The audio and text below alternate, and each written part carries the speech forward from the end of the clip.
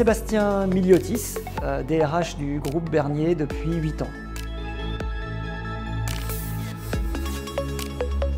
On va dire que la branche, dans sa globalité, en fait, souffre d'une pénurie de main-d'œuvre, en particulier sur les métiers de l'atelier. Donc, au niveau du groupe Bernier, on va avoir des besoins sur des métiers de carrossier, de mécaniciens, essentiellement des métiers liés à l'atelier, même si la pénurie de main-d'œuvre, elle peut se retrouver sur tous les métiers de la branche, mais essentiellement quand même sur les métiers de l'atelier. Alors la POI, c'est quelque chose qui est connu depuis pas mal d'années, je dirais 10 ou 15 ans, mais c'est vrai que je n'ai jamais utilisé. C'est un prestataire qui se positionnait en tant que maître d'œuvre pour mettre en œuvre la POI, nous proposer des solutions, on va dire, de mise en œuvre de la POI au sein du groupe Bernier, qui m'en a reparlé de façon assez claire il y a l'année dernière, il y a 1 an. Ça nous a permis d'intégrer des personnes qui sont en reconversion professionnelle, donc qui sont dans une phase d'apprentissage d'un nouveau métier. Donc est-ce que quelqu'un qu'on va intégrer par ce biais-là est aussi productif qu'un candidat extérieur qui serait qualifié sur ce métier, sur le métier de la carrosserie par exemple? C'est pas évident de dire oui.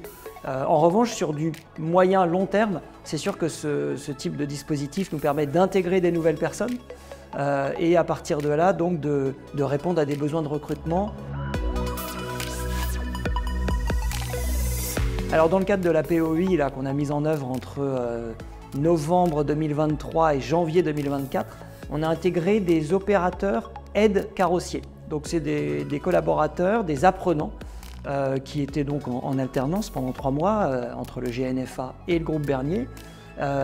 Ces personnes se sont positionnées dans nos ateliers comme aides carrossiers. Alors qui nous a accompagnés sur le sujet? Donc, alors, on a un maître d'œuvre qui est autoconsultant.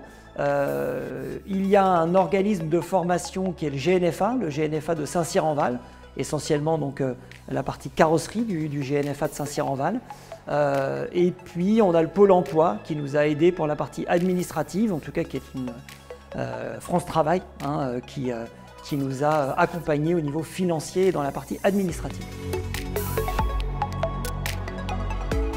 Alors au niveau des financements, donc on a eu l'aide de l'OPCO pour une partie du coût de ce dispositif. On a France Travail et on a eu un reste à charge. Alors le reste à charge, il est lié au coût de la formation qui n'était pas totalement pris en charge, mais le reste à charge était extrêmement raisonnable pour l'entreprise. Alors, on a accueilli 8 personnes, donc entre novembre 2023 et janvier 2024. Sur les 8, on en a 2 aujourd'hui. On est fin avril 2024, il nous en reste 2, ce qui, pour moi, est un succès parce que c'était une opération assez complexe. Le métier de la carrosserie est un métier qui nécessite des qualifications, qui ne s'apprend pas du jour au lendemain. Donc, je ne suis pas étonné, voilà, on est 2 sur 8. Et c'est pour moi un succès. Alors oui, je recommande le dispositif. Je dirais que idéalement, il faut peut-être, pour la partie carrosserie, peut-être un environnement un peu plus industriel, c'est-à-dire un environnement où il y aurait un encadrement plus important, peut-être moins de polyvalence entre les collaborateurs. Nous, on est dans des ateliers où il y a pas mal de polyvalence, donc quelque chose de plus industriel. Mais il y a aussi ces formations existent aussi, ou ce dispositif existe aussi sur des mécaniciens rapides, entre guillemets, mécaniciens rapides ou duotech, ça dépend des marques.